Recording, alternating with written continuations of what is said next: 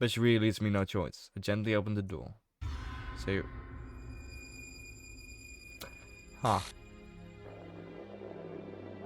yeah. There's gotta be disclaimers on this video, isn't there? An exception has occurred. Bell game scripts character 5.rpi, line 370, traceback text for detail. What the hell? What the hell? Is this a nightmare? It has to be. This isn't real. There's no way this could be real. So you wouldn't do this. Everything was normal until a few days ago. That's why I can't believe what my eyes are showing me. I suppressed the urge to vomit. Just yesterday, I told Sayori I would be there for her. I told her I know what's best and that everything will be okay. Then why? Why would she do this? How could I be so helpless? What did I do wrong? Turning down her confession? That has to have been what pushed her over the edge.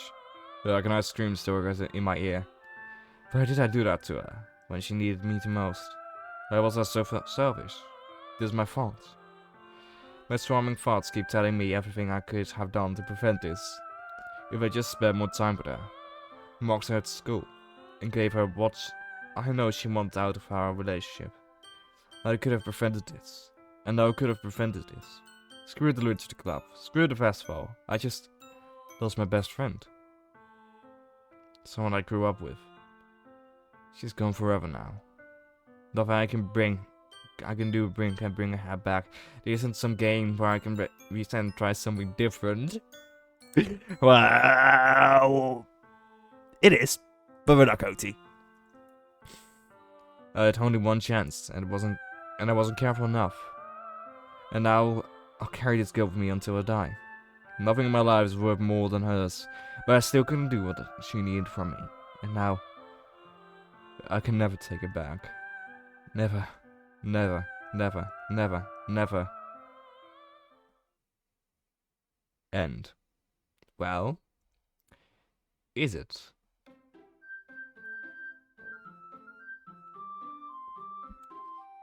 Yep. Oh. Wow. Sayori looks a bit like Monika now.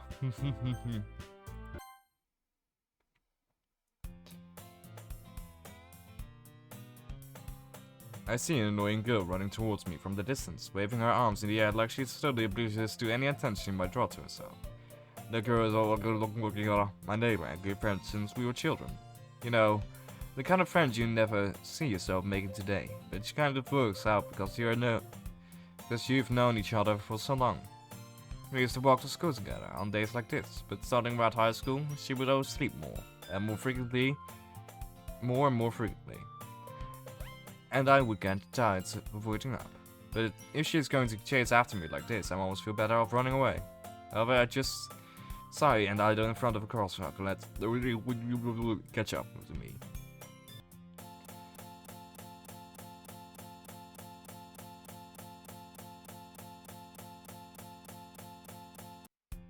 It's an ordinary school day, like any other. Mornings are usually the worst, being surrounded by couples and friends group walking to school together. Meanwhile, I've always walked to school alone.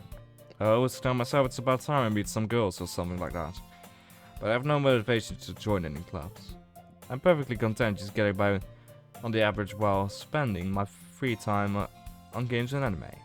There's always the anime club, but it's not like there would be any girls in it anyway. School days as ordinary as ever, and it's over before I know it. After I pack up my things, I stare blankly at the wall, looking for an ounce of motivation. Clubs. There really aren't any that interest me. Besides, most of them would probably be way too demanding for me to want to deal with. I guess I have no choice but to start with the anime club. TBD? Monika. Oh my goodness, I totally didn't expect to see you here. It's been a while, right? Yeah, it has. Monika smiles sweetly. We do know each other. Well, we rarely talked, but we were in the same class last year. Monika was probably the most popular girl in class. Smart, beautiful, athletic. Basically, completely out of my league. So having her smile at me so gently feels a little... What do you come here for? Come in here for today, for anyway? I've just been looking for some supplies to use for my club. Do you know if there's any construction paper around in here? Or markers? I guess I could check the closet. You're in the debate club, right? About that, I actually quit the debate club. Really? You quit? Yeah, to be honest, I can't stand all of the politics around the major clubs. Feels like nothing but arguing about the budget and publicity and how to prepare for events. I'd much rather take something I personally enjoy and make something special out of it. In that case, what club did you decide to join? Actually, I'm starting a new one. A literature club. Literature? That sounds kind of dull. How many members do you have so far? It's kind of embarrassing, but there are only 3 of us so far. It's really hard to find new members for something that sounds so boring. Oh, I can see that. But it's really not boring at all, you know? Literature can be anything: reading, writing, poetry. I mean, a lot of my members even keep some manga collection in the club room.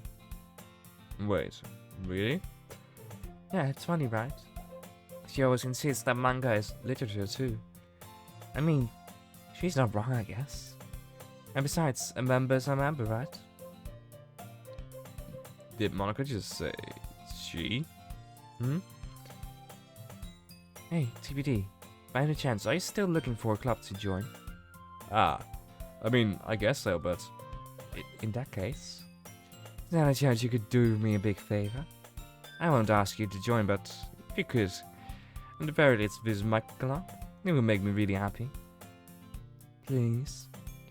Well, I guess I have no reason to refuse. Besides, how could I ever refuse something like someone like Monika? Sure, I guess I could check it out. Ah, awesome. You're really sweet, TBD, you know that? It's nothing really. Shall we go then? I'll look for the materials another time. I'll look for the materials another time. You're more important. And thus today marks the day. I sold my soul to Monika and her irresistible smile. Yep. I timidly followed Monika across the school and upstairs, a section of the school I rarely visit, being generally used for the third year classes and activities. Monika, full of energy, swings over the classroom door. I'm back, and I brought a guest with me. A guest? Seriously, you brought a boy? Way to kill the atmosphere. Don't be mean, Natsuki. But anyways, welcome to the club. DVD? Oh, words escape me in this situation. This club is full of incredibly cute girls. So let me guess. You're Monika's boyfriend, right? No, I'm not. Natsuki. The girl with the sour attitude, whose name is apparently Natsuki, is one I don't recognize. The small figure makes me think she's probably first year. Anyway, this is Natsuki, energetic as usual. And this is Yuri, the vice president. It is nice to meet you. Yuri appears comparatively more mature and timid. Seems to have also I'm keeping up with someone like Natsuki. Yeah, it's nice to meet you both of you. So I ran into TBD in a classroom and he decided to come check out the club. Isn't that great? Wait, Monika. Didn't I tell you to let me know in advance before you brought anyone new? I was going to, well, you know. Sorry. I didn't forget that. But I just happened to run into him. In that case, I should at least make some tea, right? Yeah, that would be great. And you come and sit down, TBD. The girls have a few desks arranged to form a table. You walks to the corner of the room and opens her closet. You know, Monika and Natsuki sit across from each other. Still feeling awkward, I take a seat next to Monika. So, I know you didn't really plan on coming here. But well, make sure you feel right at home, okay? As president of the Literature Club, it's my duty to make the club fun and exciting for everyone. I'm surprised there aren't more people in the club yet. Must be hard to start a new club. You could put it that way. Not many people are very interested in putting out all the effort to start something brand new. Especially when it's something that doesn't grab your attention, like literature. You have to work hard to convince people that you're both fun and worthwhile. But it makes school events, like the festival, that much more important. I'm confident that we can all really grow this club before we graduate. Right, Natsuki? Well, I guess. Natsuki reluctantly agrees. Such different girls, all interested in the same goal. Monika must have worked really hard to find these two. Yuri returns to the table carrying a tea set. She carefully places the teacup in front of each of us before setting down the teapot in the middle. You keep a whole tea set in the classroom? Don't worry, the teacher gave us permission. After all, doesn't a hot cup of tea help you enjoy your book? Ah, I guess. Don't let yourself get intimidated. Yuri's just trying to impress you. That's not... Insulted, Yuri looks away. Yuri, you don't have to impress me. I mean that, you know... I believe you. Well, tea and reading might not be a pastime for me, but I at least enjoy tea. I'm glad. Yuri faintly smiles to herself in relief. So, TBD, what kind of things do you like to read? Well, considering that I've read these past few years, I don't really have a good way of answering that. Manga. I muttered quietly to myself, half jokingly. Natsuki head perks up. It looks like she wants to say something, but she keeps quiet. Not much of a reader, I guess. Well, that can change. What am I saying? I spoke without thinking after seeing Yuri's smile. Anyway, what about you, Yuri? Well, let's see. Yuri traces the rim of a teacup with her finger. My favorites are usually novels that build deep and complex fantasy worlds. The level of creativity and craftsmanship behind them is amazing to me. And telling a good story in such a foreign world is equally impressive. Yuri goes on and clearly passionate about reading. That's completely different from before, I believe. She seemed so reserved and timid since the moment I walked in. But it's obvious by the way her eyes light up that she finds her comfort in the world of books, not people. But you know, I like a lot of things. Stories with deep psychological elements usually immerse me as well. Isn't it amazing how a writer can so deliberately take the advantage of your own lack of imagination to completely throw you for a loop? Anyway, I've been reading a lot. Oh no, never mind, it's good, yeah. Same, yeah. Horror lately. Ah, I read a horror book once. I desperately grasped something I can relate to at the minimal level. At this rate, Yuri might as well be having a conversation with a rock. I didn't expect that from you, Yuri. It suits your personality. Oh, is that so? Really, if a story makes me think or takes me to another world, then I really can't put it down. Serial horror is often very successful at changing the way you look at the worlds, if only for a brief moment. Oh, I hate horror. Oh, why's that? Oh, Natsuki's eye darted over to me for a split second. Never mind. That's right, you usually like to write about cute things, don't you, Natsuki? But what gives you that idea? You left a piece of scrap paper behind last club meeting. It looked like you were working on a poem called... Don't say that, Lord. Hey, give me that back. Fine. Natsuki, you write your own poems. Natsuki, you write your own poems? Well, I guess sometimes.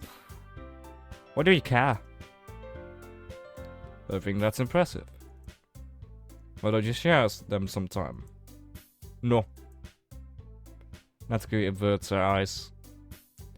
You wouldn't like them. Ah, not very confident writer, yes? I understand how Natsuki feels. Sharing that level of writing takes more than just confidence. The truest form of writing is writing to oneself. You must be willing to open up to your readers, exposing your vulnerability and showing even the deepest reaches of your heart. Do you have any writing experience too, Yuri? Maybe if you share some of your work, you can set an example and help Natsuki feel more comfortable about and off to chef office. I guess it's the same for Yuri. We all sit in silence for a moment. Hey, I've just got an idea. How about this? Natsuki and Yuri look quizzically at Monika. Let's all go home and write a poem of our own. The next time we'll meet, we'll all share them with each other. That way, everyone is even. I mean, I thought it was a good idea. Well, I think you're right, Monika. We should probably start finding activities for us to participate in together. I did decide to take on the responsibility of the vice president after all. I need to do my best to nurture the club as well as its members. Besides, now that we have a new member, it seems like a good step for us to take. Don't you agree as well, TBD? Hold on, there's still one problem. What's that? Now that we've reached the most important topic, I bluntly come forward with what's been on my mind this entire time. I never said I would join the club. Monika may have convinced me to stop by, but I never made any decision. I still have other clubs to look at, and I lose my train of thought. All three girls stare back at me with dejected eyes. Sorry, I thought. The girls exchange glances before Monika turns back to me. I guess I need to tell you the truth, TBD. Thing is, we don't have enough members yet to form an official club. We need 4. And I've been trying really, really hard to find new members. And if we don't find anyone more before the festival... I'm the fastest. I get these girls. How am I supposed to make a clear-headed decision when it's like this? I would feel terrible for letting everyone down in this situation. And besides, the club itself seemed pretty relaxed. So if writing poems is a surprise, I need to pay in order to spend every day with these beautiful girls. Right. Okay, I decided then. I'll join the literature club. I'll bet one of the girls' eyes light up. Oh my goodness. Really? Do you really mean that, CBD? Yeah. It could be fun, right? You really did scare me for a moment. I mean, if you really just laughed after all this, I would be pissed. TBD. I'm so happy. We can become an official club now. Thank you so much for this. You really are amazing. I'll do any free thing I can to give you a great time, okay? Thanks, I guess. Okay, everyone. I think with that, we can officially end today's meeting on a good note. Everyone remember tonight's assignment? Write a poem to bring to the next meeting so we can all share. Monika looks over at me once more. TBD, I look forward to seeing how you express yourself. Yeah. Can I really impress the class, star Monika, with my mediocre writing skills? I already feel the anxiety welling up inside me. Meanwhile, the girls continue to chit-chat as Yuri cleans up the tea set. I guess I'll be on my way then. Okay. I'll see you tomorrow then. I can't wait. With that, I depart the clubroom and make my way home. The whole way, my mind wanders back and forth between the 3 girls. Natsuki, Yuri, and of course Monika. Will I really be happy spending every day after school in the literature club? Perhaps I have the chance to grow close to one of these girls. Alright, I just need to make the most of my circumstances, and I'm sure good fortune will find me. And I guess that starts with writing a poem tonight. You have unlocked a special poem. Would you like to read it? Yes. Nothing is real. Blackout poem. Memories. That's the wrong one. Uncanny. Horror. Whisper. Destiny. Death. Suicide. Graveyard. Climax. Vertigo. Melancholy.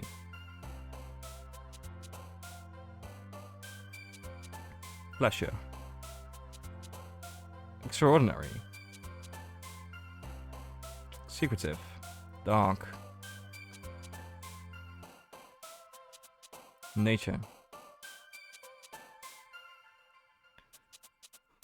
Disaster. Misfortune.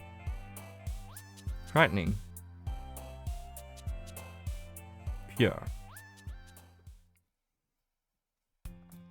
Hi again, TBD. Glad to see you didn't run away on us. Nah, don't worry. This might be a little strange for me, but I at least keep my words. Well, I'm back at the literature club. I was the last to come in, so everyone else is already hanging out. Thanks for keeping your promise, CBD. I hope this isn't too overwhelming of a commitment for you. Making you dive head first into the literature club when you're not so accustomed to it. Oh, come on. Like he deserves any slack. You already had to be dragged here by Monika. I don't know if you plan to just come here and hang out or what. But if you don't take it seriously, then you won't see the end of it. That's the key. For someone who keeps my collection in the club room. Oh, Monika, you're in front of the... Natsuki finds herself stuck between, say, Monika and manga. Manga is literature! The defeated Natsuki props back into her seat. I'm sorry, TBD. We'll make sure to put your comforts first, okay? Yuri shoots Natsuki with a disappointed glance. Anyway, now that you're in the club and all, perhaps you might have interest in picking up a book to read? Well, I can't really say no either way. Like I said, I'm in this club now. So it only feels right for me to do something like that, if you ask. But I didn't mean it like that. If you don't really want to, then forget I said anything, I guess. No. It's not that, Yuri. I want to try to be part of this club. So even if I don't read often, I'd be happy to pick up a book if you want me to. Are you sure? I just felt like... Well, it's vice president and all. Well, I should help you get started on something that you might like. Yuri reaches into her bag and pulls out a book. I didn't want you to feel left out, so I picked up a book that I thought you might enjoy. It's a short read, so I thought it should keep your attention, if you don't usually read. And we could, you know, discuss it if you wanted. This is... How is this girl accidentally being so cute? Yes, she is. She even picked up other books she thinks I like, despite me not reading much. Yuri, thank you. I'll definitely read this. I enthusiastically take the book. Well, you can read it at your own pace. I look forward to hearing what you think. Now that everyone's settled in, I expect Monika to cast some scheduled activities for the club, but that doesn't seem to be the case. Yuri's face is already buried in a book. I can't help but notice her intense expression, like she's waiting for this chance. Meanwhile, Natsuki is rummaging around in the closet. I'm really curious to talk about Yuri a little bit more, but at the same time, I would feel bad for distracting her from reading. I catch a glimpse of the cover of her book. It looks the same, like the same book she left for me. More than that, she seems to be on the first few pages. Ah, crap. I think she noticed me looking at her. She sneaks another glance at me, and our eyes meet for a split second. It only makes her hide her face deeper in her book. Sorry. I was just spacing out. I'm at this sensing I made her uncomfortable. Oh. It's fine.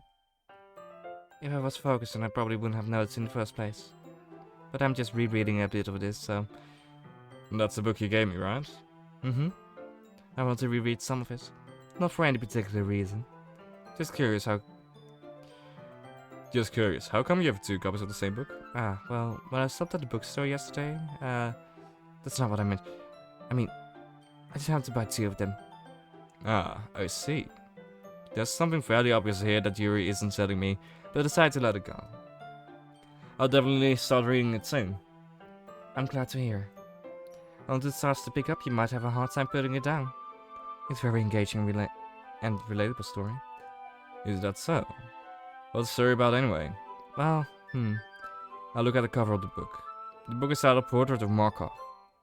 There's an ominous-looking eye symbol on the front cover. Basically, it's about a religious camp that was turned into a human experimental prison. And the people trapped there have this trait that turns them into killing machines that lust for blood. But the facility gets even worse, and they start secretly breeding people by cutting off their limbs and affixing them to Oh, that might be a little too bit of a spoiler. Anyways, I'm really into it. The book, I mean. Not the thing about the limbs. Mm-hmm. That's kind of dark, isn't it? You made it sound like it was going to be a nice story, so the dark tone came from nowhere. Ah, are you a fan of that sort of thing, TBD? No, it's not that. I mean, I can definitely enjoy these kinds of stories, so don't worry. I hope so. Yeah. I totally forgot that Yuri is into these things.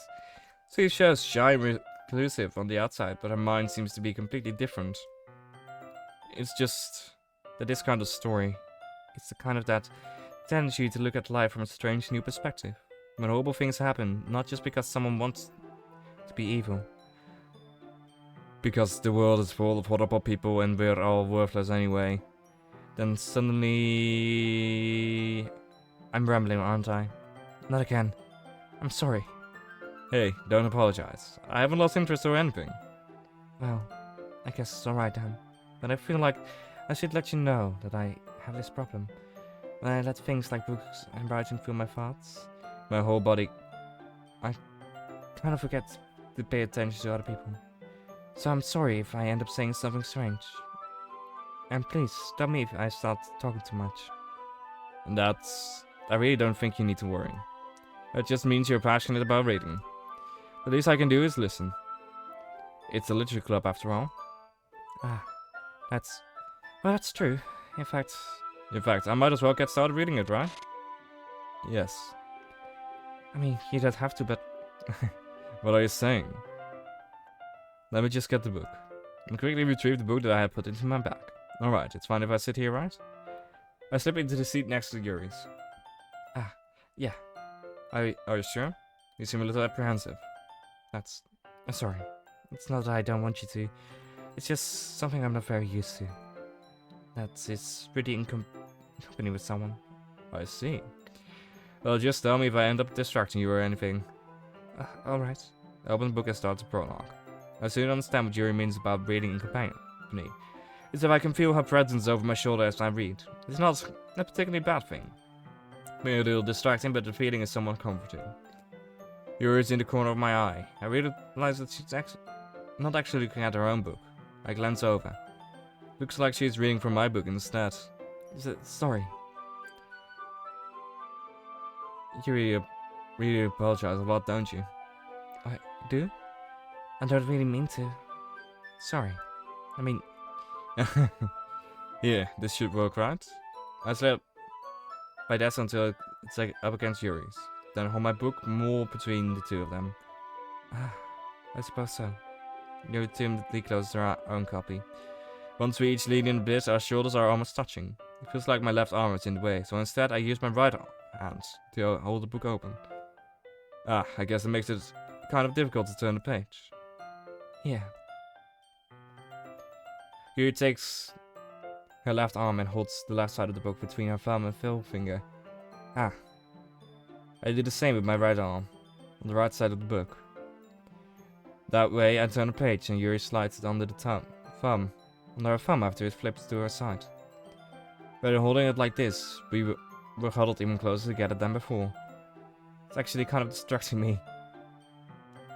It's as if I can feel the warmth of Yuri's face and she's in the corner of my vision. Are you ready? Turn the page. Sorry. I think I got a bit distracted for a second. I glance over Yuri's face again, and our eyes meet. I don't know how I'll be able to keep up with her. That's okay. You're not used to reading, right? I don't mind being patient if it takes you a bit longer. It's probably the least I can do, since you've been so patient with me.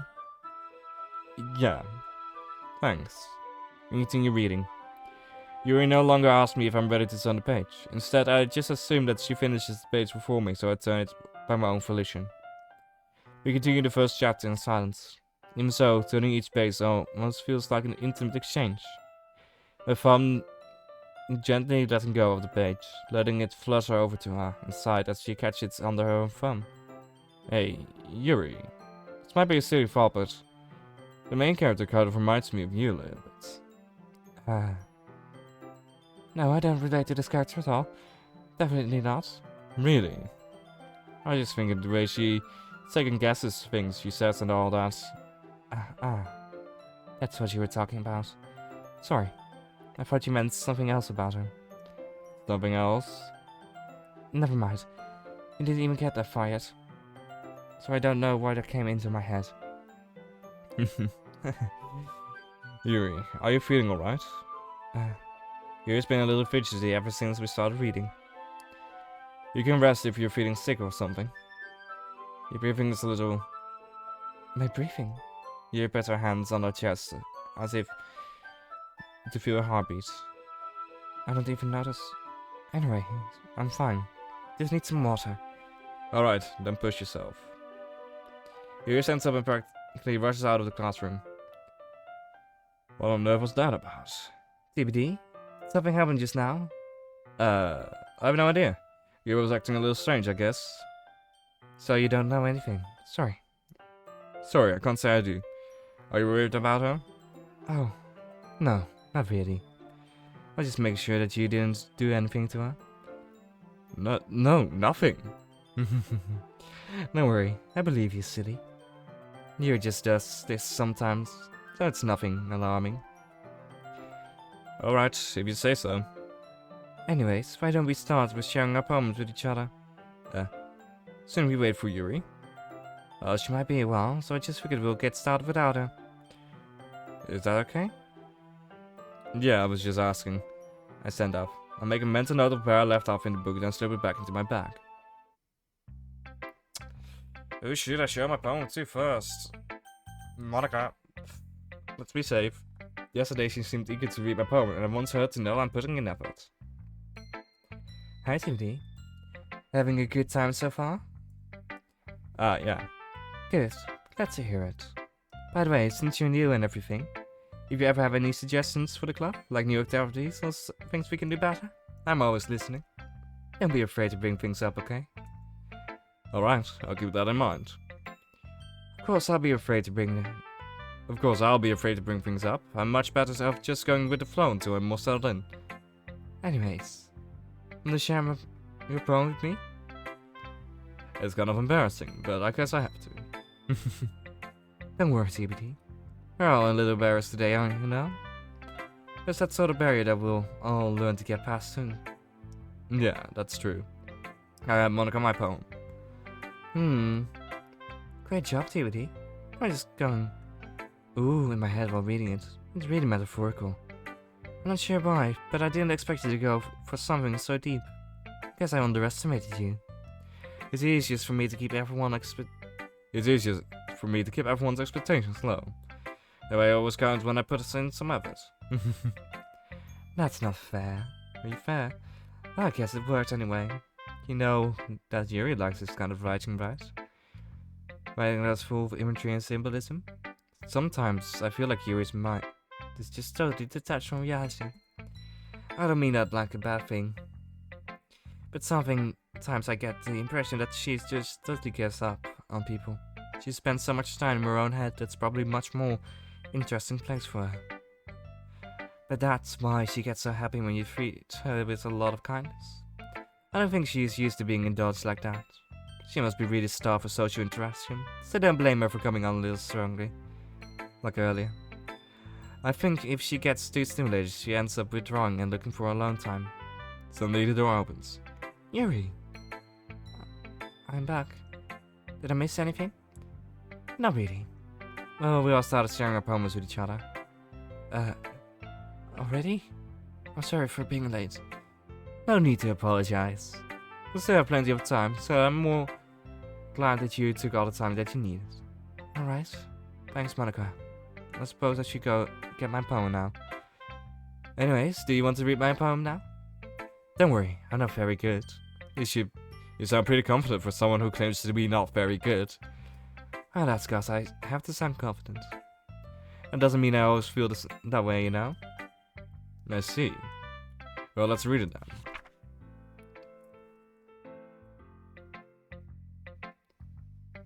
I couldn't even read the poem. I couldn't even read the poem. I liked reading these poems. Fine, we'll do Natsuki next. Well, it's about what I expected from someone like you. That's a little blunt. Oh, excuse me. It's not like I said it was bad. Just didn't evoke many emotions. So basically, it's not cute enough for your taste. Do you want to get smacked? I'll pass. Well, anyway, I guess I need to show you mine. Not that you'll like it. Oh, it's the same. Oh, it's the same poem as before. Okay. Yeah. I told you that you weren't going to like it. I like it. What? Just be honest. I am. Why are you so convinced that I wouldn't like it? Well, because everyone in high school thinks that writing has to be all sophisticated and stuff, so people don't ever take my writing seriously. But isn't the point of poems and for people to express themselves? But isn't the point of poems for people to express themselves? The writing styles wouldn't make your message any less valid. Yes, exactly. I like when it's easy to read, but it's your heart. Like, I mean, in this poem, seeing everyone around you do great things can be really disheartening, so I decided to write about it. Yeah, I understand. But the other other nice thing about simple writing is that it puts more weight on the wordplay. Like, I set it up for a rhyme at the end, but then I made it all fall flat on purpose. It helps bring out the feeling in the last line. So you did. I guess more went into that than I realized. That's what it means to be a pro. I'm glad you learned something. Didn't expect that from the youngest one here, did you? Yeah, guess not. I decided to humor her with that last comment. I don't really care how old everyone is, but if Natsuki is feeling proud, then I won't take that away from her. Yuri! Hello there. As Yuri reads the poem, I notice her eyes glisten. Exceptional. What was that? Did I say that out loud? Yuri first covers her mouth, then ends up covering her whole face. You're going to hate me. You really didn't do anything wrong, Yuri. I guess you're right. What am I getting so nervous for? Yuri takes a deep breath. So, what kind of writing experience do you have? Your use of imagery and metaphors indicates you've written a lot of poetry before. Really? Wow, that's a huge compliment coming from you. It's actually my first time, really. Huh? Yuri stares at me blankly, then looks at my poem again. Well, I know that. It just meant, Yuri trails off, unable to find an excuse. She traces her finger along the words in the poem, as if breaking it down more thoroughly. Yeah, okay. This is the reason I was able to tell. It's just that there are specific writing habits that are usually typical of new writers. And having been through that myself, I kind of learned to pick up on them. I think the most noticeable thing I recognize in new writers is that they try to make their style very deliberate. In other words, they tend up picking a writing style separate from topic matters, and they fit the two together. The end result is that both the style and the expressiveness are weakened. As Yuri finds her train of thought, it's as if her demeanor totally changes. Her timing is completely gone, and she sounds like an expert. Of course, that is not something you can be blamed for. There are so many different skills and techniques that go into writing even a simple poem. Just finding them and building them, but getting them to work together is probably the most challenging part. It might take you some time, but it all comes with practice and learning by example and trying new things. I also hope that everyone else in the club gives you valuable feedback. Natsuki can be a little bit biased though. Biased? How? Well, never I shouldn't be talking about people like that. Sorry. It's fine. I'm not sure if you is apologizing to yourself, to me, or to Natsuki. Do you mind if I read your poem now? Please do. I'd love to share my thoughts and process. Share my thought process behind it. Yuri smiles dreamily as if that's a rare opportunity for her. Which itself is kind of funny. After all, isn't this supposed to be a literature club?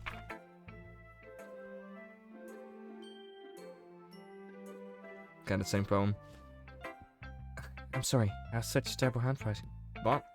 I wasn't thinking that at all. But it took you a long time to read. Ah, well, I just don't read scripts very often. I actually think of your handwriting as pretty. It's pretty. That's a relief. Also, I liked the poem. Even though it's short, it was really descriptive. It wasn't too short. I usually write longer poems. Not at all.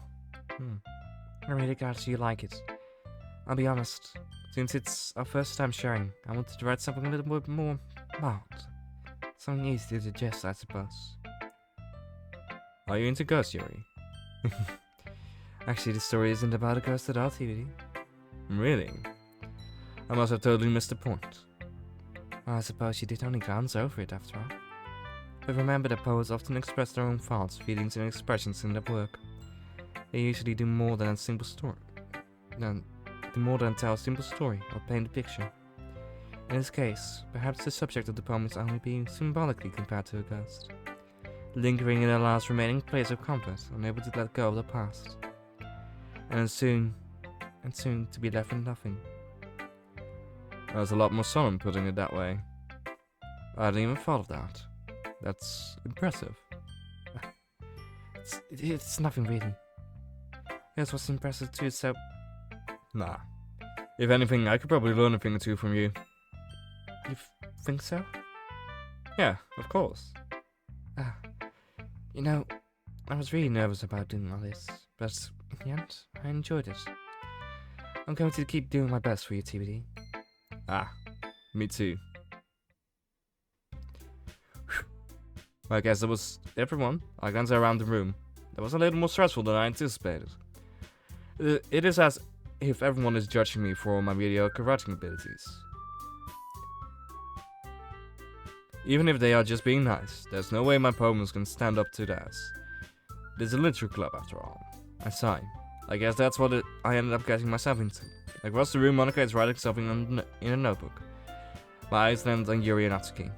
They gingerly exchange sheets of paper, sharing their respective poems. As they read in tandem, I watch each of their expression change. Natsuki's eyebrows furrow in frustration. Meanwhile, Yuri smiles sadly. What's with this language? Did you say something? Oh, it's nothing. Natsuki dismissively returns poem to the desk. With one hand. I guess you could say it's fancy. Thanks. It's cute. Cute? Did you completely miss the symbolism or something? It's clearly about feeling or giving up. How can that be cute? I know that. I just meant language, I guess. I was trying to say something nice.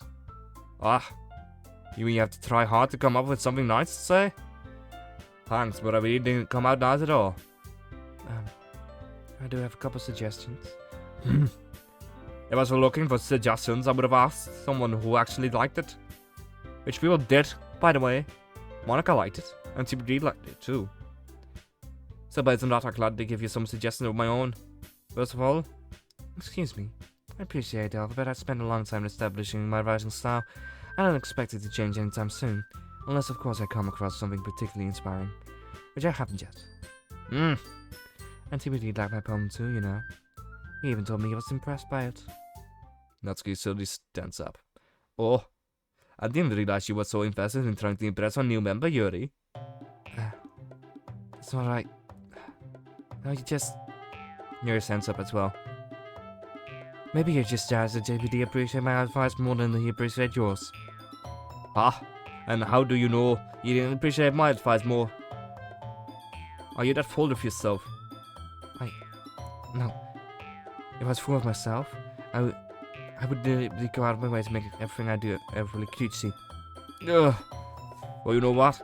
I wasn't the one whose boobs magically grew a size bigger as soon as TBD started showing up. Natsuki. Natsuki, that's a little... This doesn't involve you.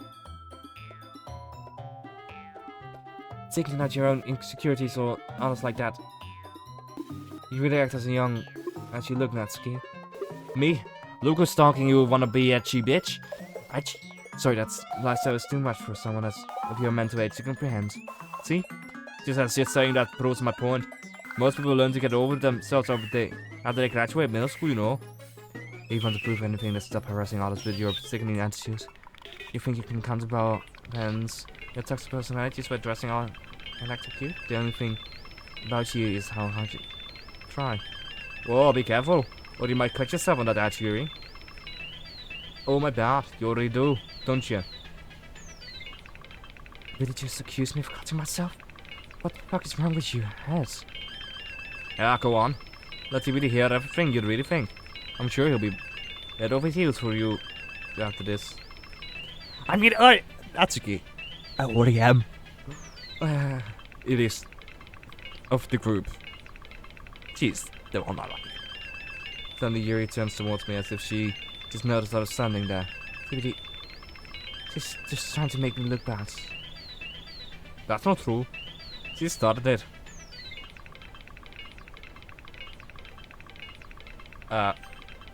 Yuri.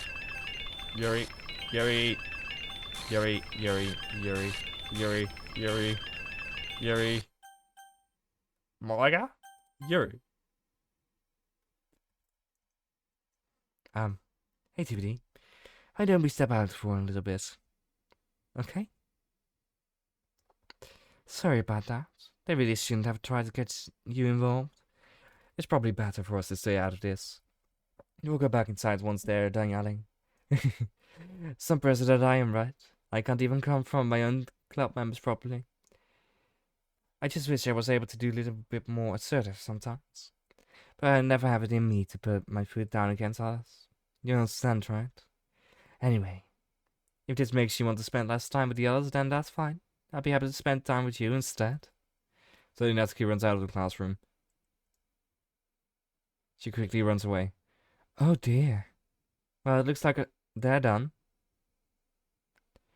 I didn't mean it. I didn't mean it. Yuri's rocking back and forth in her desk while her palms on her forehead. Yuri? I didn't mean it. I believe you. I have no idea what Yuri might have said to Natsuki. Or this. TBD, please don't hate me. Please. I'm not like this. Something wrong with me today. It's fine, Yuri. You know you didn't mean it. Besides, I'm sure Natsuki will forget all about it tomorrow. By tomorrow. Completely. Anyway, the meeting is over, so you can go home now if you want. Yuri looks at me like she wants to say something, but she keeps glancing at Monika. You can go first, Monika. I'd like to stay a little bit longer. And present, so I should be the last one out. I'll wait for you to be done. Well, I'm vice president, so please let me take responsibility today. It kind of sounds like you don't want me around for something, Yuri. It's not that. It's just I didn't get much of a chance to discuss my book with TBT. I would just be embarrassing with you listening. I guess I don't really have a choice, do I? I'm sorry for causing trouble, but I really appreciate it. Okay. Fancy. No, that was the wrong one. Sadness? That's the wrong one. Brief. Like, no, that's the wrong one. Doki Doki? Oh. Agonizing. Graveyards. Aura. Mascara. Melancholy. Empty. Crimson. Hair. Scars. Kiss. Suicide. Disaster. Misery. Romance. Philosophy. A lot of day passes and it's time for the club meeting already. I've gotten a little bit more confident here over the past couple of days. Entering the club room, the usual scene greets me. Welcome back, Tudy. Hi, Yuri. I'm not sure if it's me or if it's Yuri's expression, but the weight of yesterday's quarrel still hangs in the air a little. Yuri glances over his shoulder, looking around the room. Natsuki is reading manga at the desk. And surprisingly, Monika isn't here yet. Suddenly, Yuri takes my arm and pulls me to the corner of the room. About yesterday, I really need to apologize. Nothing like that has ever happened before, and something just came over me, I guess. I wasn't acting mentally sound. Please don't think we usually like this. Not just me, but Natsuki as well. Yuri. I'm happy that you were considerate and apologized. You don't have to worry too much. Even though I've only been here a couple days, I could tell something was off yesterday. Maybe we were just a little extra sensitive because it was our first time sharing poems. But whatever it was, I didn't make me think any less of you. I've already decided that there's no way you can be a bad person. And now that you're apologizing, I know you really didn't mean it. TBD. You don't say this kind of things so frankly. They make me feel a little too happy. I'm really glad you're such an understanding person. And I'm really glad that you joined the class club. Everything's a little bit brighter with you around and... sorry, what I was saying right now. Aye, have you guys seen Monika? No, I haven't. No, I haven't. I was also kind of wondering where she was. Man. Yuri, I'm guessing you haven't either. Yuri's clearly taken back by how calmly Natsuki is addressing her. No, I haven't. Jeez, this isn't like her at all. I know it's stupid, but I can't help with worry a little bit. What? What are you looking at me like that? Let's get about yesterday. I just wanted to apologize. I promise I didn't mean anything since. I'll do my best to stay under control from now on. So... Yuri, what the heck are you talking about? Did you do something yesterday? Jeez. Whatever's in your mind, I'm sure it was nothing. I don't even remember anything bad happening. You're the kind of person who worries too much about the little things, aren't you? But...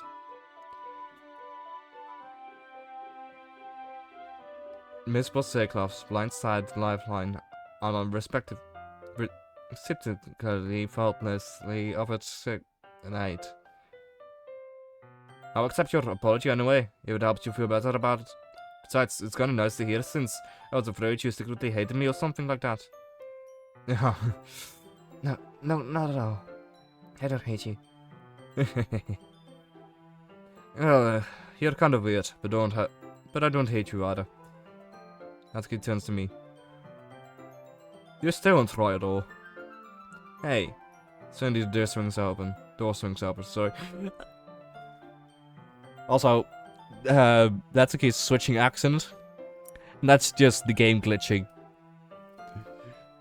Sorry. I'm super sorry. There you are. I didn't mean to be late.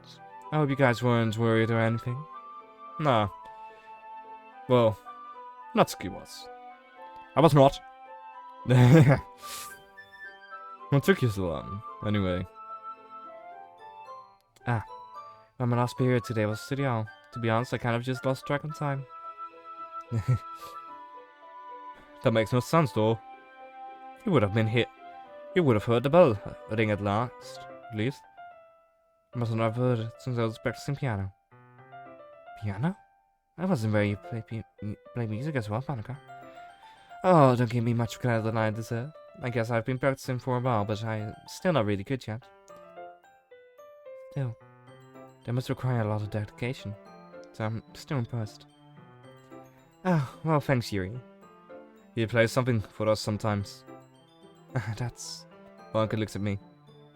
Well, I am working on writing a song, but it's not quite done yet. Maybe once I get a little bit better, I will. That sounds cool. I look forward to it. That's so. In that case, I won't let you down, TBD. Monika smiles sweetly. I didn't mean any pressure or anything like that.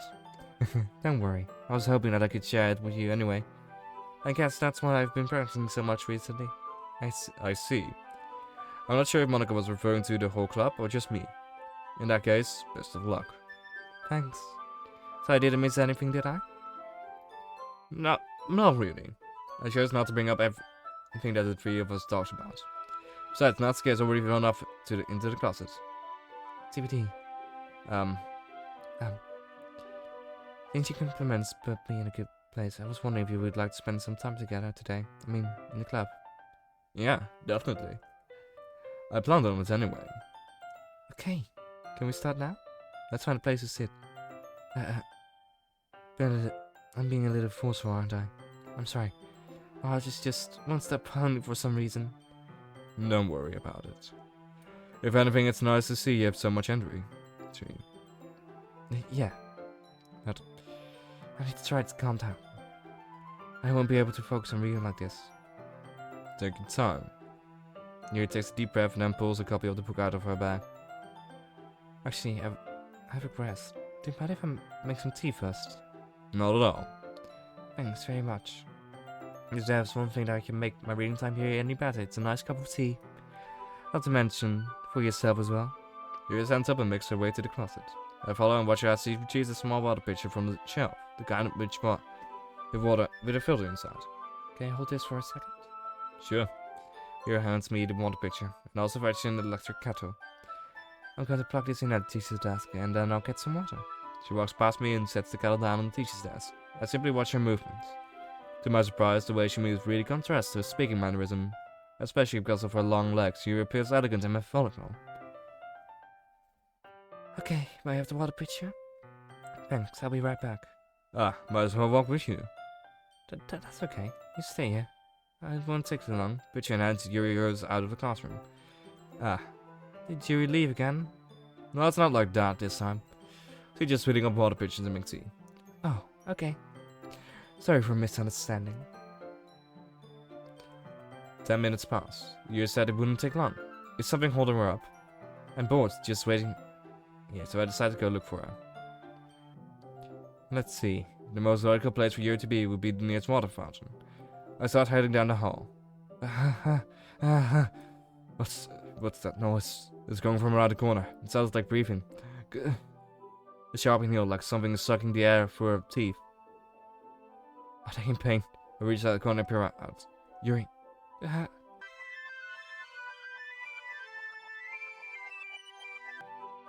I'm back. Thanks for waiting patiently. TBD, do you like oolong tea? Yeah. Anything is fine. Very well. Yuri sets the temperature of the kettle to 200 degrees. Now it's time to get the teapot. You really do this properly, don't you? Of course. I shouldn't do any less when I'm making tea for others.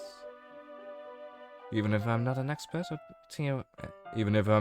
on tea or anything? Mm-hmm. In that case, you'll be even more impressed. Perhaps I will. He fetches the teapot and begins measuring the tea leaves.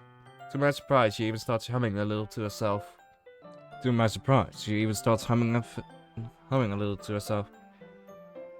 must be in a good mood now. Is that so? I was listening to the show, and you noticed. I was doing a bit of thinking, and I decided I would try expressing myself a little bit more. Turns out it's not very hard for me to do. And it's you who's around anyway. That's great, Yuri. Just don't push yourself too much. He was worrying about me, TBD. It's very endearing. Yuri wasn't kidding. I don't even know if I can keep up with that. I want Yuri pour a cup of tea for us. Daddy, I have another request. Do you mind if it sits on the floor today? What's that? It's a little bit easier on my back. I can read with my back against the wall rather than bending over at my desk. Sorry. I didn't realize. No worries. I just had back pain fairly regularly, so I did my best to manage it. Is that so? I wonder why that is. It's most likely because of my posture, right? Always hunched over like that while reading? Yes. I have terrible reading posture. But that's why I should sit on the floor. Fair enough. I'll go ahead and get the book. I retrieve the book from my bag. I have some chocolate as well. It's a bag of small chocolate candies. I'll take it since it will go well with the tea. Yuri and I then sit against the wall, teacups at our side. As if in sync, we assume the same reading position as last time, each holding one half of the book. Except this time, our bodies are even closer to each other. I can't see too well. Yuri slides closer until our shoulders are touching. How am I supposed to focus on being like this? Yuri was always kind of cute, but when she's being less apprehensive, it's almost more than I can handle. Your teacup. Yuri hands me my teacup. Holding it with my hand that's not holding the book, I end up in a position that makes it even harder to focus. Because now I need to worry about making sure I don't accidentally touch her chest. Meanwhile, Yuri has noticed a single thing. She wears an intense reading expression, and I can only presume that the world around her has faded away. I use all my willpower to focus on reading. After a few minutes, I finally manage to relax a little. I put the teacup between my legs and fumble with the chocolate wrapper. Ah, sorry. I briefly let go of the book to finish opening the wrapper. You can have as much as you want. Oh, that's okay. I won't take any. Yeah? Are you sure? Well, if I touch it, then I might get smudges on the pages. Ah, you're right. I didn't even think about that. My bad. No need to apologize. I'll hold the book, okay? Are you sure? Of course. Here, open the book with both hands. She holds it so that I don't have any harder of a time reading from it. But as a result, my left arm is practically resting on top of my leg. Well, in that case, you're really totally focused on beginning again. I take a chocolate candy and pop it into my mouth. Then I take another chocolate, and I hold it up to Yuri. She doesn't even look away from the book. She simply parts her lips, as if the situation was completely natural. But that means I can't stop her. I apprehensively place the chocolate in her mouth. Just like that, Yuri closes her lips over it. Your expression suddenly breaks. Did I just... Yuri looks at me like she needs to confirm what just happened. TBT.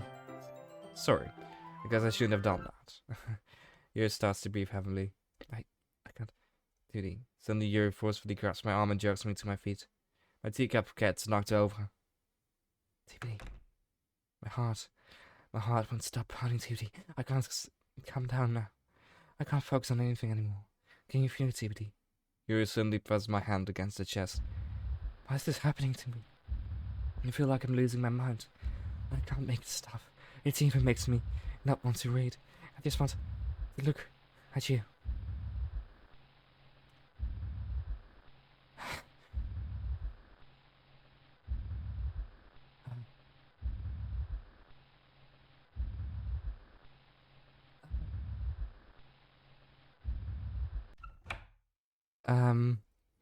It's time to share poems. Monika, did you have to do that? You could have just lit. Okay, Natsuki. Well, it's not really any worse than your last one. But I can't really say it's any better, either. Phew. Feel what? Ah, well, anything that isn't train wreck, I'll take as a win. And I get the feeling you're probably the most critical. Hey, what makes you... Hey, maybe that was a compliment. Glad to see someone recognize my experience. But I keep practicing and maybe you'll be as good as me someday. That's, something tells me Natsuki completely missed the point. Just make sure you find a little bit of influence from everyone. I think you're at least being influenced by Yuri a little bit, aren't you? I mean, I know you've been, like, spending some time with her or whatever. You know, Monika and I are just as good as her. At the moments, I mean. So, you shouldn't really try to learn something, or you'll never get better. Here, this is the one I wrote. I'll make sure you'll learn something from it. Oh yeah, the spider one. Not bad, right? It's quite a bit longer than yesterday's. Yesterday's was way too short. I was just warming up. I hope you didn't think that was the best I could do. Of course not. Anyways, the passage is pretty straightforward in this poem. I doubt I have to explain it. Like anyone will agree that the subject of the poem is an ignorant jerk. Everyone has some kind of weird hobby or guilty pleasure. Sometimes that you're afraid that people find out to make fun of you or think less of you. But that just makes people stupid. Who cares what someone's like, as long as they're not hurting anyone and makes it happy. I think people really need to learn to be respectful. respect others for liking weird things, such as the two of the girls in the club room who I respectfully won't name. Kind of ironic that even in my own place of comfort, I can't even have people respect me. Jeez. Now you're making me complain too much. What did I do? For what it's worth, I respect you. Well, I guess thanks. But it's kind of obvious that you respect Yuri more, so whatever. We're done chatting, so you can leave now. Yep, of course. Yeah, I do respect Yuri more. Like her more. TBD, I think you saw something earlier that you weren't supposed to see. I didn't want to have you to tell you this, but I don't think I have a choice. It's kind of dangerous for you to spend so much time with Yuri. Oh, contradicting, Monika. I don't know why, but she seems pretty easily excitable when she's around you. But shouldn't be a problem in itself. But when Yuri gets too excited, she finds a place to hide and starts cutting herself with a pocket knife. Isn't that kind of messed up? She even brings a different one to school every day, like she has a collection or something. Oh, she does have a collection. I mean, it's definitely not because she's depressed or anything like that. I think she just gets some kind of high from it. Might even be, like, a sexual thing. But the point is, you kind of been enabling her. I'm not saying it's your fault, though, but I guess that's why I had to explain that to you. So I think it's... if you keep your distance, that you'll probably be the best for her. Oh yeah, don't be shy to spend a little more time with me. It's a bit of lady. I at least have it together in my head. I know how to treat my club members. Nice try, Monika. But no. But anyways, you want to read my poem now? I like the way this one turned out, so I hope you do too. Oh, this is a new one, I believe. Save me. The colors they want. Bright, beautiful colors. Flashing, expanding, piercing, red, green, blue, and then this... oh, this is an old one. This is an old one.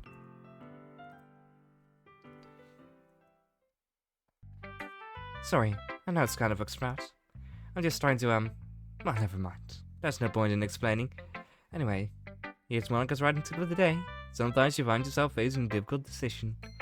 When that happens, don't forget to save your game. You never know when, who am I talking to? Can you hear me? Tell me you can hear me. Anything. Please help me out. Okay. That's my advice for today. Thanks for listening.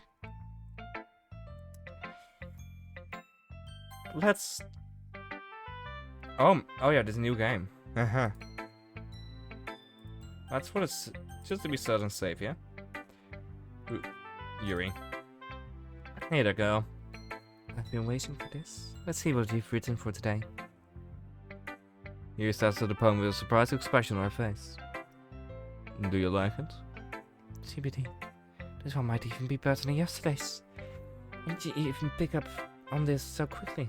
Just yesterday I was telling you the kind of techniques one worth practicing. Maybe that's why. You did a good job explaining. I really wanted to try giving it more imagery. Yuri visibly swallows. Even her hands appear sweaty. That makes me so happy. It's amazing to feel like I'm failure, TBD. Everything that you write is trash to me. My heart is pounding, just holding it. I want to write a poem about this feeling. Is that bad, TBD? I'm not being weird, right? I'm having a harder time than usual concealing my emotions. I'm kind of parents, but right now, just want you to read my poem too, okay? Oh, this is a new one. Wheel. Rotating wheel turning an axle. Grinding bolt. Heads linear gearbox. Falling sky, 7 holy stakes. A dark ship. A portal to another world. A thin rope tied to a thick rope. A torn hardness by a bolt gearbox. Expanding a universe. Time controlled by slipping cogwheels. Existence of God. Swimming with open water in all directions. Drowning a prayer written in blood. A prayer written in the time-devouring snakes with human eyes. A thread connecting all living human eyes. A kaleidoscope for holy stakes.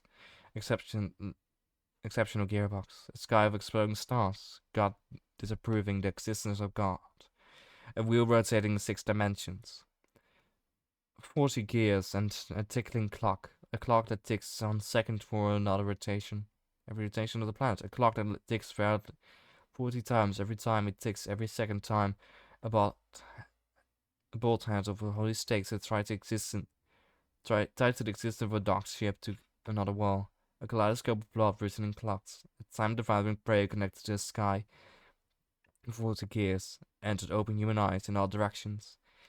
Breathing gearbox, breathing bolt hat, breathing ship, breathing portal, breathing snakes, breathing gauze, breathing blood, breathing holy stakes, breathing human eyes, breathing time, breathing prayer, breathing sky, breathing wheel. It doesn't really matter what it's about. My mind has been a little hyperfixated lately, so I had to cut on your pen. Ah. It's a pen fell out of your backpack yesterday, so I took it home for safekeeping, and I just really like the way that it writes. So I wrote this poem with it, and now you're touching it. I'm okay. Or did I just... Can I pretend this conversation never happened? You can keep the poem though. You've unlocked a special poem. Would you like to read it? Yes. Can you hear me? Okay, everyone. We're already done reading each other's poem, right? We have something we need to go over for today, so everyone could come and sit in front of a room. It's this about the festival. Well, sort of. Do we really have to do something like the festival? It's not like we can put together anything good for just a few days. Just end up embarrassing ourselves instead of getting any new members. That's a concern of mine too. I don't really do well with last minute preparations. Don't worry so much. We're going to keep it simple, okay? Look, I know everyone's been a little bit more lively ever since CVD joined. We started with some club activities, but this is the time for us to become complacent. We'll still only have 4 members, and the festival is our only real chance to find more, you know? What's so great about getting new members anyway? We already have enough to be considered an official club. More members will just mean everything gets noisier and more difficult to manage. Natsuki, I don't think you're looking at it the right way at all. Don't you want to share your passion with as many people as you can? To inspire them to find the same thing that brought you here in the first place? The Literature Club should be a place where people can express themselves like they can't do anywhere else. It should be a place so intimate that you never want to leave. I know you feel that way too. I know we all do. So that's why we should work hard and put something together for the festival. Even if it's something small. Right, TBD? Ah. Oh, come on. You can't take advantage of TBD to agree with you just because he doesn't know how to say no to anything. Look, Monika, do you really think any of us here joined the club with other people in mind? Yuri never even talks about till TBD joined. As for me, I just like it better here than I do at home. And TBD isn't even passionate about literature in the first place. And that's everyone. Sorry, but you're really the only one who's interested in finding new members. The rest of us are fine with this. I know you're president and all, but you should really consider our opinions for once. Monika is clearly taken aback by Natsuki's words. That's not true at all. I'm sure Yuri and TBD want to get more members too, right? I don't know about Yuri, but I'm kind of indifferent. If I showed as much enthusiasm as Monika wants, then I would probably be lying.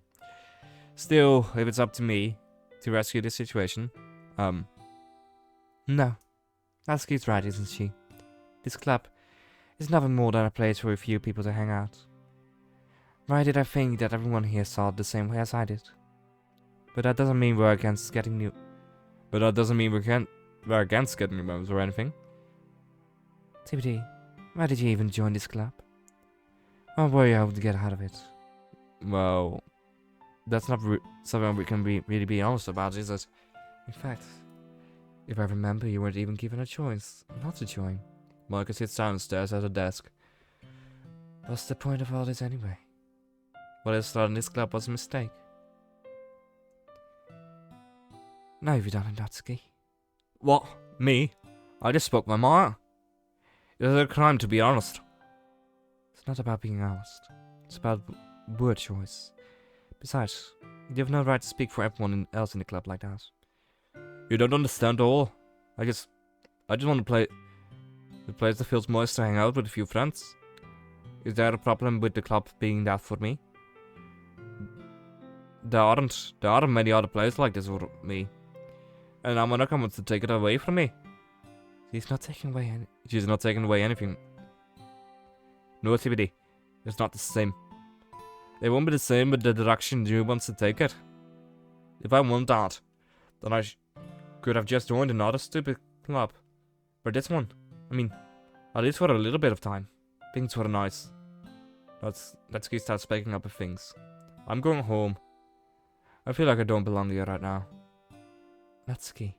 Natsuki ignores Yuri and walks right out of the classroom. This is bad. I don't know what to do. Well, do you have an opinion on the festival? I don't know. I'm kind of indifferent, I guess. Who cares about that obnoxious brat?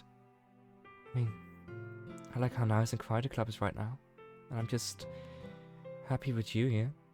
But still, I'm the vice president. It's not right for me to ignore my responsibilities like that. Nobody would cry if she killed herself. I should do my best to consider everyone's perspective and make the decision that's right for the club. But what about you, 2D? What do you want to get out of this club? You repeats the same question as Monika. Let's try to give an indirect answer. It's better than nothing. I think the most important thing is for everyone to get along, and for the club to provide something that you can't get anywhere else. I don't think it's about how many members, but rather the quality of each member. That's what will end up making the literature club a special place. I see. I really agree with you. Each member contributes their own qualities in a special way. With each change in members, the identity of the club as a whole will change too. I don't think that's necessarily a bad thing, stepping out of our comfort zone and all. Once in a while. So, if you would like to help Monika with the festival, then I'm on your side as well. Alright. Well, maybe I'll talk to Natsuki tomorrow. Yuri nods. Hey, Yuri, I know things are a little awkward yesterday, but I feel like you deserve to know that I'm still thinking you're a wonderful vice president. And also a wonderful friend. Monika, I want to do everything I can to make this the best club ever. Okay? Me too. Yay! Let's all go home for today. We'll talk about the festival tomorrow. Okay? I look forward to it. Shall we go, TBD? Please don't take this the wrong way, but I'm going to chat a little bit with TBD before we leave. Just to see what he thinks of the time here and all. That it's important to me, as president. He took a little trouble, but she doesn't protest. Okay. I trust your judgment, Monika. In that case, I'll see the two of you tomorrow. See you tomorrow. Monika waves as Yuri exits the classroom. Things have been a bit hectic lately, haven't they? TBD, I just want to make sure you're enjoying your time at this club. I would really hate to see you unhappy. I feel kind of like I'm responsible for that as president. And I really do care about you, you know. And I don't like seeing the other girls give you a hard time. With how mean Natsuki is and everything. And Yuri being a little bit, you know. Sometimes it feels like you and I are the only real people here. You know what I mean? But it's weird, because in all the time you've been here, we've hardly got to spend any time together. I mean, I guess it's only been a couple of days. Sorry, I didn't mean to say something weird. Just some things I've been hoping to talk about with you. Things I know only you could understand. So that's why. No.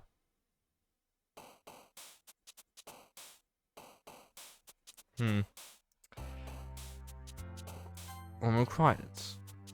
Promise. Oh! Vertigo. So Monika is underneath there.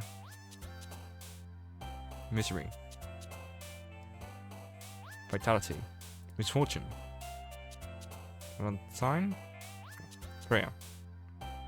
Philosophy. Horror. Unrestrained. After image. Fantasy. Memories. Beauty. Trance. Uncanny. Entropy. Extreme. Imagination. Hi, TBD. I've been waiting for you. Are you ready to continue reading? I brought my best tea today. Monika! I told you not to. Is you read late again? Inconsiderate as usual, Natsuki. Excuse me? But you always interrupt my conversation with your incessant yelling. What are you talking about? You say that like I do it on a regular basis or something? She does. I just wasn't paying attention, okay? I'm sorry. Seriously, what's gotten into you lately? Me? Nothing. Is it really that bad? See, it is something. I'll get over it. It's not even anything worthy. Just been feeling a little agitating. Anyway, we don't need to talk about that. Well, I just felt like I needed to bring it up. It's not like I really care or anything. Aw, man. I'm the last one here again. Well, TBD just walked in too. We're just practicing piano, Ken. Yeah. You must be a lot of determination. Starting this club and still trying to make time for piano. Well, maybe not determination. But I guess a passion. It motivates me to work hard for the festival and... Right. I forgot. About that, Natsuki. We were all talking yesterday and we decided we would like to support the festival as well. However, I understand how you feel about not wanting the club to change. I think we all kind of feel that way. So as long as we are all working together, this club will never become something we don't want. Also, if you help us out with the festival, then I'll buy you a new manga. Sorry, the last part was really funny. Look, I did some thinking about it yesterday. I was a little more hostile than I meant to be. I guess I really felt threatened or something. But no, this is something we're doing together. Another new member wouldn't hurt as long as they're cool. And I guess another girl would be nice this time. But more importantly, I would hate to see the event suck just because I chose to back out. I'm a pro, you know, so I'm gonna help you too, and we'll make sure it's done right. Thank goodness. Isn't that great, Monika? Monika? Yeah, that's wonderful. It wouldn't be the same without you, Natsuki. Anyway, CBD, what do you want to do today? I was thinking we could... We already have plans today. Is that so, Yuri? That's correct. CBD is already engaged in a novel that we're reading together. Aren't you glad I've already got him into literature, Monika? I suppose. I was just... Actually, it doesn't matter. It really doesn't. You guys can do whatever you want. Yes. Thank you for your understanding, Monika. Actually, I have a request. Do you mind if I make some tea first? Not at all. Thank you very much. If there's one thing I make reading the time here any better, it's a nice cup of tea. Not to mention for yourself as well. Huh. Yuri stands up and makes her way to the closet. I follow and watch as he retrieves a small water pitcher from the shelf. The guy with the phone. Sure. Yuri hands me with the water pitcher and also fetches an electric kettle. I'm going to plug it in the chest and also get some water. She walks past me and sets the kettle on the teacher's desk. I simply watch her movements. To my surprise, the way she moves really contrasts her speaking mannerisms. Especially because of her long legs, she appears elegant and methodical. Okay, may I have the water pitcher? Thanks, I'll be right back. I might as well walk with you. That's okay. You stay here. It won't take long. Pitcher in hand, Yuri hurries out of the classroom. Did Yuri leave again?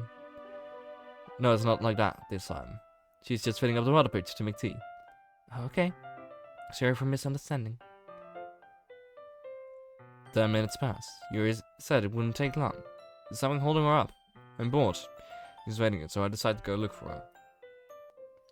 Let's see. The most logical place for Yuri to be would be the nearest water fountain. I start heading down the hallway.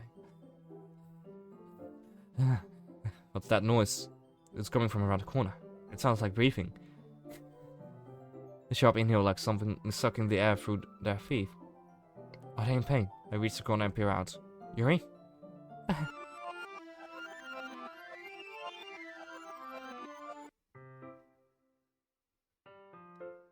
Okay.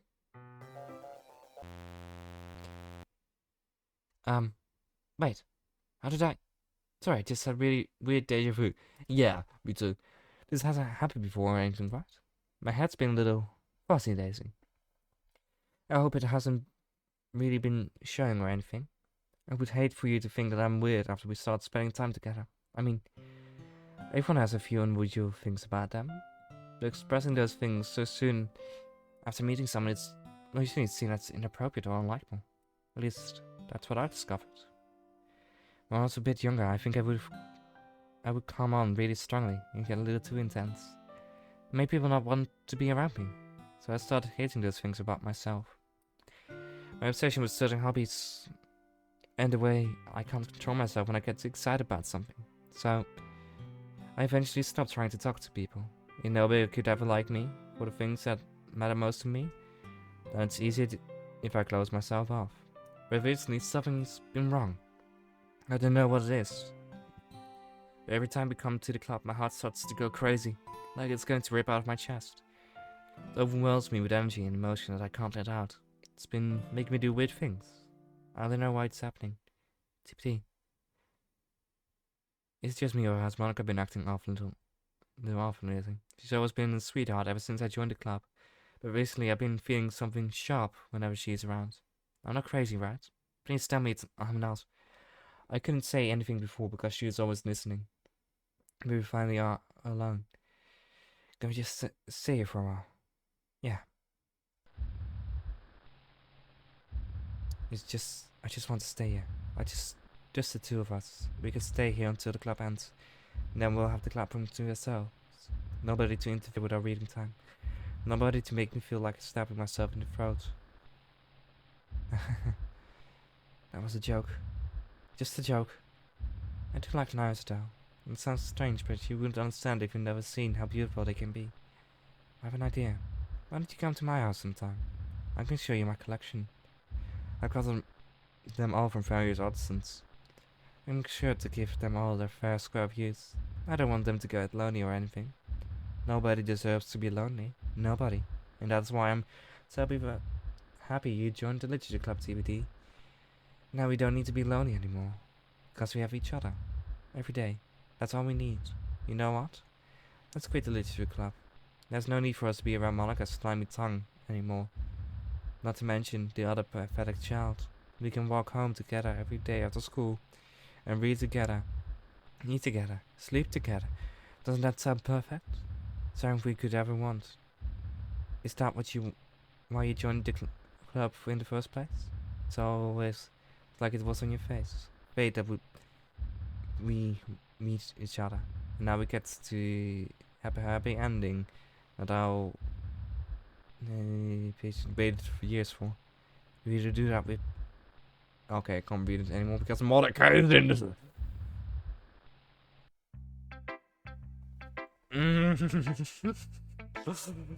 Oh, Natsuki. Oh man, this is seriously a step backwards. I liked your last two way better than this one. It's clear that Yuri's influence. I didn't realize you were so impressionable. Spending all the time with her in the club. I'm trying to write like a... Huh? This is so stupid. At least Monika appreciates my writing. Okay, I guess I'm going to share my poem with you now. I really hate that I have to do this. But apparently I don't have much of a choice. Just read it carefully, okay? Then you can go away. I don't know how else to bring this up, but that's been something I've been worried about. Yours been acting kind of strange lately. You know, you've only been here a few days, so you might not have noticed. No, that's what I meant. But she is not normal like this. She has been quiet and polite and attentive like that. Okay, that's really embarrassing, but I'm really forcing myself to suck it up. The truth is, I'm really worried about her. But if I try talking to her, she'll just get mad at me again. I don't know what to do. I think you're the only person that she'll listen to. I don't know why, but please try to do something. Maybe you can convince her to talk to a therapist? I always wanted to try being better friends with Yuri, and it really hurts me to see this happening. Now I'm going to hate myself later for admitting that, but right now I don't care. I just feel so helpless, so please see if you can do something to help. I don't want anything bad to happen to her. I'll make cupcakes if I have to. Just please try to do something. As for Monika, I don't know why, but she's been really dismissive about this. It's like she's she just wants us to ignore it. So I'm mad at her right now, and that's why I'm coming to you about this. Don't let her know I wrote this. Just pretend like I gave you a really good poem, okay? I'm crowding you. Thanks for reading.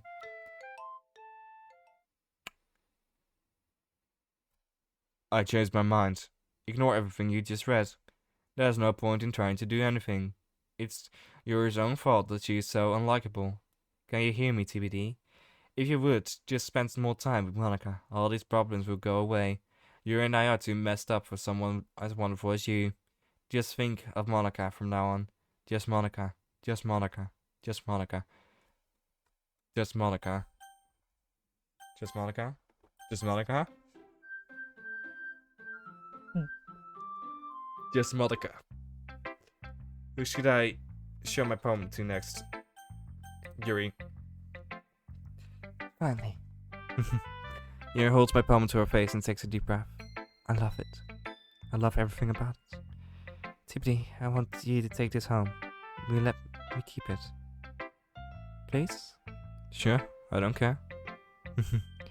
You're too nice to me, TBD. I've never met anyone as nice as you. I could die. Not really, but I just don't know how to describe it. It's okay. To be feeling this way, right? It's not bad, right? Yuri holds my poem to her chest. I'm going to take this poem with me and keep it in my room. I hope it makes you feel good when you're thinking about me having it. I'll take good care of it. I even touch myself while reading it over and over. I'll give myself paper cuts so your skin oils into my bloodstream. You can have my poem too. Besides, after you read it, I know you're really going to want to keep it. You take it. I can't wait any longer. Hurry, read it.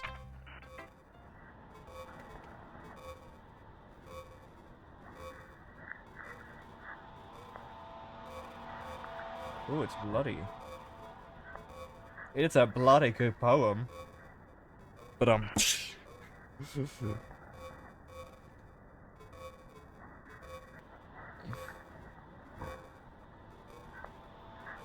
Do you like it? I wrote it for you. In case you couldn't tell, the poem is about... More importantly, I've endowed it with my scent. See, aren't I the most thoughtful person in the club? I think I'm going to vomit. Still, Monika. Don't say I didn't warn you, TBD. Ha! Yes or no? Things I like about Papa. I like when Papa comes home early. I like when Papa cooks me dinner. I like when Papa gives me allowance. I like when Papa spends time with me. I like when Papa asks about my friends. I like when Papa asks me about anything. I like when Papa gives me lunch money. I like when Papa comes home before sundown. I like when Papa cooks. I like when Papa gives me privacy. I like when Papa doesn't tell me how to dress. I like when Papa doesn't comment on my friends. I like when Papa doesn't comment on my hobbies. I like when Papa comes home without waking me up. I like when Papa keeps food in the house. I like when Papa uses his inside voice. I like when Papa leaves my stuff alone. I like when Papa accidentally drops coins in the couch. I like when Papa is too tired to notice me. I like when Papa is too tired for anything. I like when Papa is too tired for anything. Okay, everyone, it's time to figure out the festival preparations. Let's hurry and get this over with. Jeez, why is the mood so weird lately? Look, even Yuri isn't immune to it. Stagnating eyes coming for showing that something terrible is about to happen. Look, we can just get this done. I'm going to be printing and assembling all the poetry pamphlets. Natsuki, I was thinking. I want to make cupcakes. Yeah, that. Glad we're on the same page. You can... well, it doesn't matter. Do whatever you want, as long as you think it will help. Okay. I'm not useless, you know.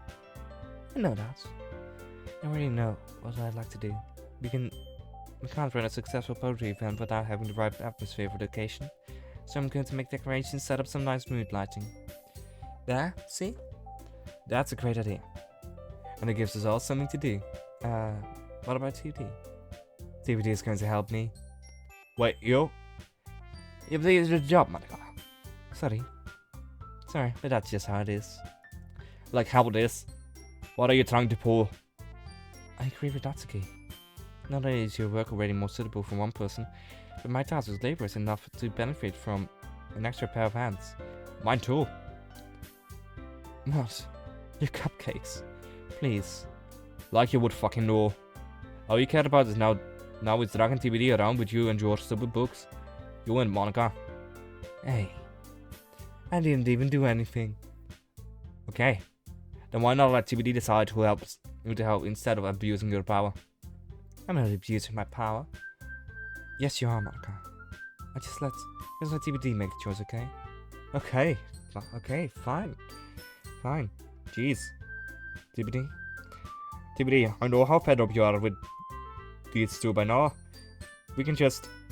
Natsuki, shut your mouth and let him decide for himself. You shut your mouth. Jesus Christ.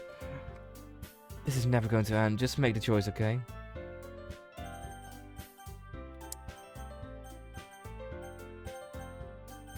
Oh, Monika, let's go.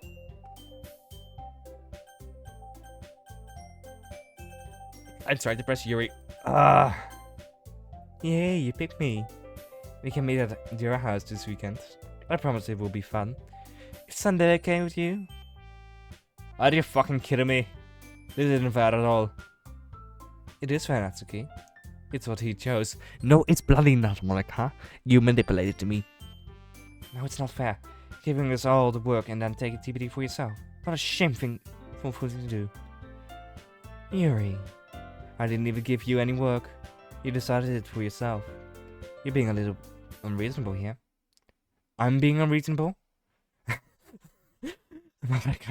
I can't believe how delusional and self-important you are, pulling TBD away from me every single time you're not including in something. Jealous? Crazy? Or maybe you just hate yourself so much that you take it out on us? Here's a suggestion. If you ever consider killing yourself, it will be beneficial to your mental health. Yuri, you're starting to scare me a little. Natsuki, let's just go. I don't think she wants us right now. See, that wasn't very hard. All I want to do is spend a little time with him. Is that so much to ask? Yuri follows Monika and Natsuki out to the door. Hey, TBD. Yuri's really something, isn't she? Monika giggles as Yuri pushes her out of the door. Finally. This is really how I wanted. TBD, there's no need to spend the weekend with Monika. Don't listen to her. Just come to my house instead. The whole day, with just the two of us. Doesn't that sound wonderful? Oh, there's really something wrong with me, isn't there? But you know what? I do care for you. I don't care anymore. I've never felt this good in my whole life. Just being with you is a far greater pleasure than anything I could imagine. I'm addicted to you. Feels like I'm going to die if I'm not breathing the same air as you. Doesn't it feel nice to have someone care about you so much? Have someone who wants to revolve their entire life around you. But it always feels so good. And why does it feel more and more like something horrible is going to happen? Maybe that's why it's hard stopping myself at first. But the feeling is too strong now. I don't care anymore, Sayori. I have to tell you. I'm madly in love with you. Feels like every inch of my body, every drop of blood in me is screaming your name. I don't care what the consequences are anymore. I don't care if Monika is listening. Please, TBD. Just know how much I love you. I love you so much that I even touched myself with the pen I stole from you. I just want to pull your skin open and crawl inside of you. I just want all to myself, and I will be only yours. Doesn't that sound perfect? Tell me, TBD. Tell me you want to be my lover. Do you accept my confession? Yes.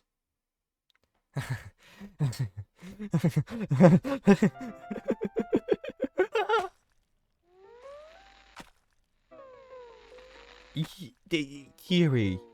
Yuri, dear. Why? Come on, Yuri.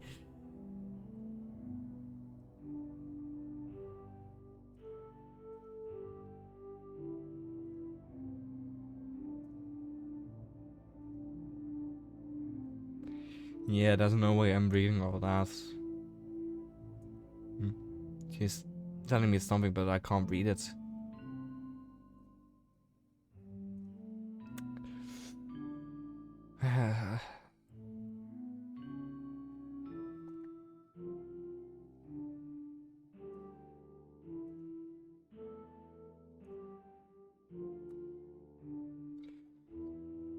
Yuri, what the fuck are you telling me? I can't even read it. Be a little bit more clear, please.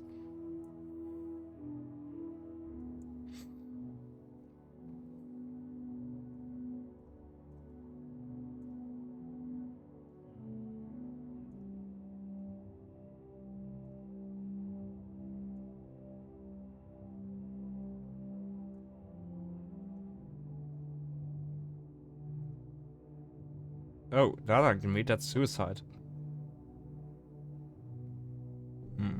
Yowie. Okay, yeah.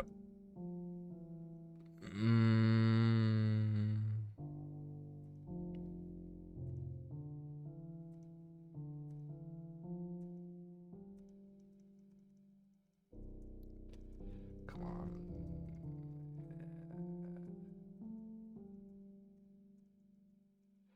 You're talking a lot for someone who stabbed yourself just now.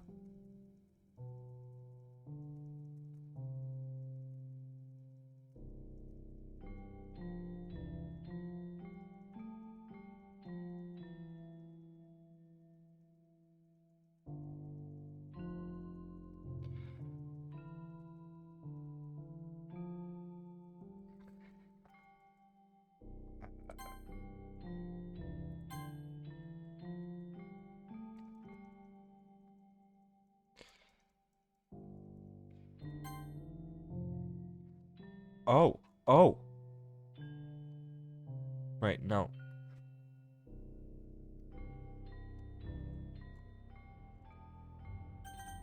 Anyways, let's do that.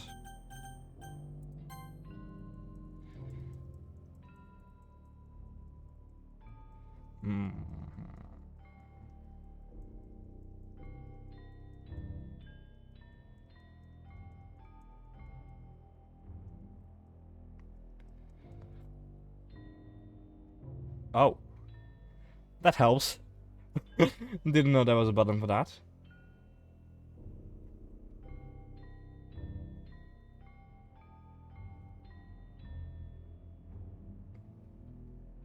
Damn, she talks a lot.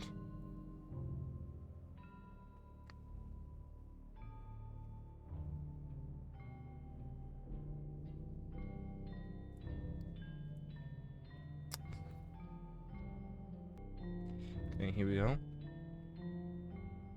Oh, her body is changing. Alright, it's festival time. Well, you got here before me? It was a bit...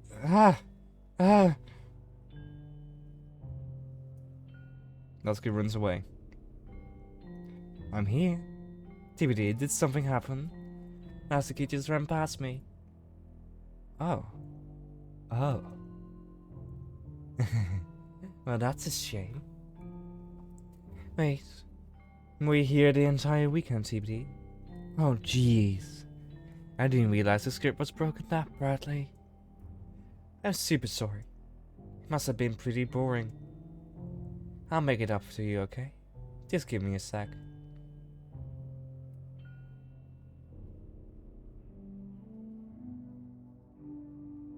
I'm almost done. I just want to have a cupcake real quick. Moves the foil from tray and takes a cupcake. Seriously, these are the best.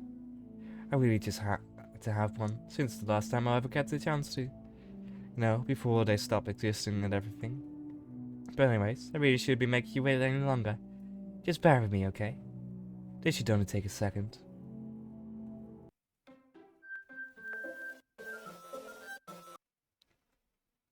Can you hear me? Is it working? Hey, there you are. Hi again, TBD. Welcome to the Literature Club. Of course, you already know each other, because we were in the same class last year, and I guess we could just skip over that stuff at this point. After all, I'm not even talking to that person anymore, am I? That's you in the game, whatever you want to call him. I'm talking to you, TBD. Or do you actually go to...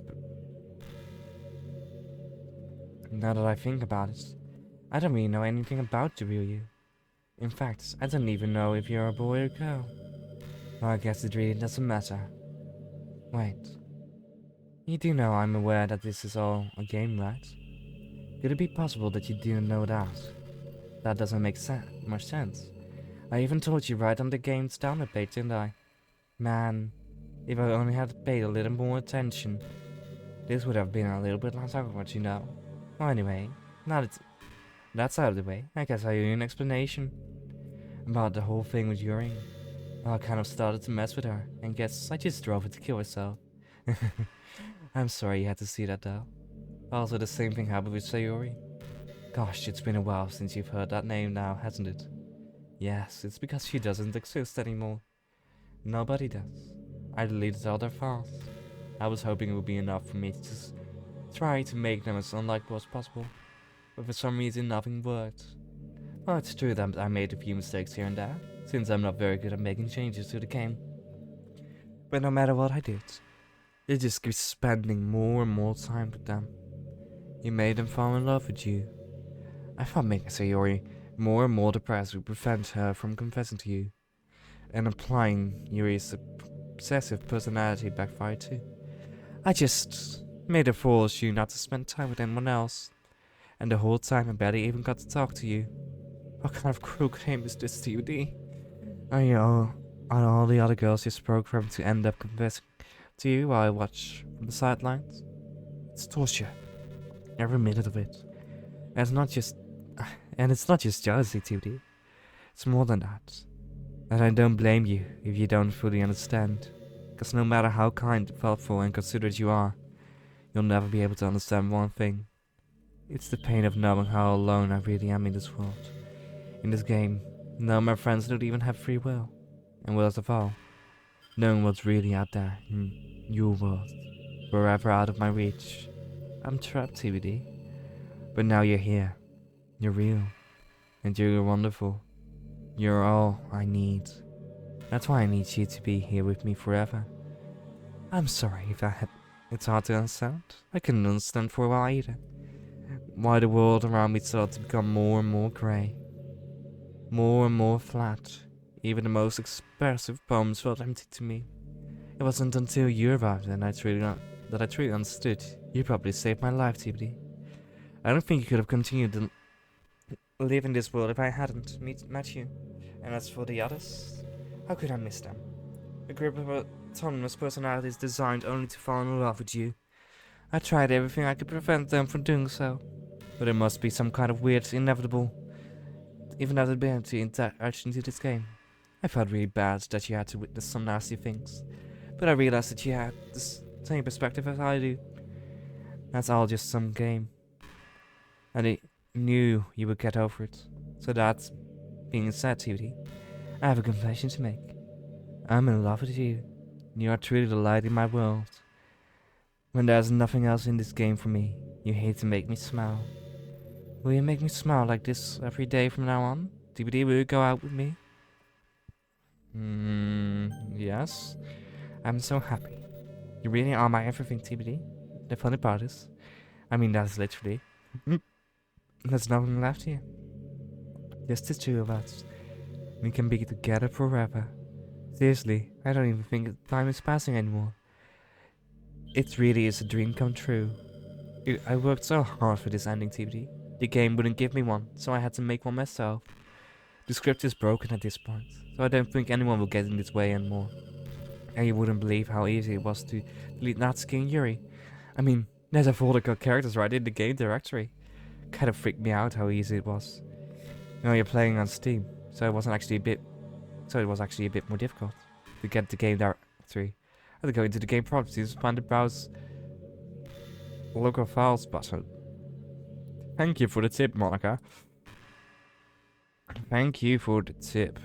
Wait, give me a moment. Give me a moment. Okay, so the very interesting part of the game that came after that last bit. I somehow did not record due to accidentally pressing on the Ctrl S, which is my stop recording button. So yeah. Anyway, so that, ladies and gentlemen. I hope you all enjoyed this very long video. It took a while to record and edit and everything. So if you did, please leave a like, subscribe, and stick around the channel for more content to come. I really like this game, and probably will revisit it on my own time sometime. But with that, ladies and gentlemen, I see y'all next time. Goodbye. In theory, on the individual state removed from historical context, has no history, as well as his dreams, his phobias, his desire with life and death, its own interpretive narrative found today. The past, one story, and a narrative common to all. The exchange, manifestation, dimension of existence.